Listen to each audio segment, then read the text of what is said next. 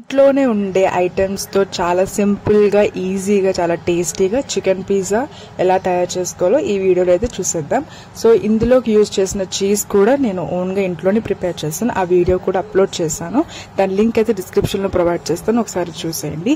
And దీని డౌ వచ్చేసి just మైదా, కొద్దిగా సాల్ట్, కొద్దిగా మన ఇంట్లో ఉండే baking soda and baking powder ఉంటే అది కూడా యాడ్ చేసుకుని జస్ట్ మామూలుగా మనం చపాతీ పిండి ఎలా అయితే చేసుకుంటాం అలా చేసి ఒక 2 to 3 hours అది అలా ఉంచేయాలన్నమాట. ఆ తర్వాత చికెన్ అయితే పీసెస్ కింద కట్ చేసేసుకుని జస్ట్ కొద్దిగా కారం, కొద్దిగా సాల్ట్, కొద్దిగా ఆయిల్లో ఫ్రై చేసేసి దానిపైన క్యాప్సికమ్ అండ్ ఆనియన్, చిల్లీస్, మీకు నచ్చిన వెజిటేబుల్స్ ఏమైనా సరే యాడ్ చేసుకోవాలి. అండ్ అలాగే కొద్దిగా చిల్లీ ఫ్లేక్స్ అంటే మిరపకాయలని జస్ట్ అలా ఒకసారి మిక్సీలో వేసుకుంటే చిన్న చిన్న ముక్కలుగా వస్తుంది కదా, అది కూడా యాడ్ చేసి మనం ఇంట్లోనే ప్రిపేర్ చేసుకున్న చీజ్ ఏదైతే ఉందో అది కూడా కొద్దిగా గ్రేట్ చేసి యాడ్ చేసేయడమే.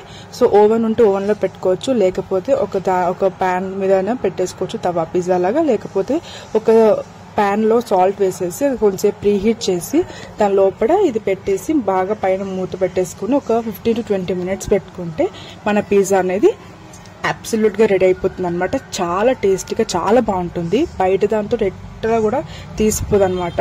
సో సింపుల్ గా ఇంట్లో ఉన్న ఇంగ్రీడియంట్స్ తో అయితే మనం ఇలా హ్యాపీగా పిజ్జా చేసుకుని తినేయచ్చు.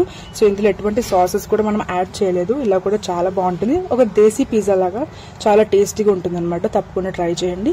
మీకు కనుక వీడియో నచ్చినట్లయితే తప్పకుండా లైక్ చేయండి, షేర్ చేయండి అండ్ ఆల్సో కామెంట్ కూడా చేసేయండి. అండ్ ఛానల్ సబ్స్క్రైబ్ చేసుకోవడం మాత్రం అస్సలు మర్చిపోదు. See in the next video. Until then take care, by.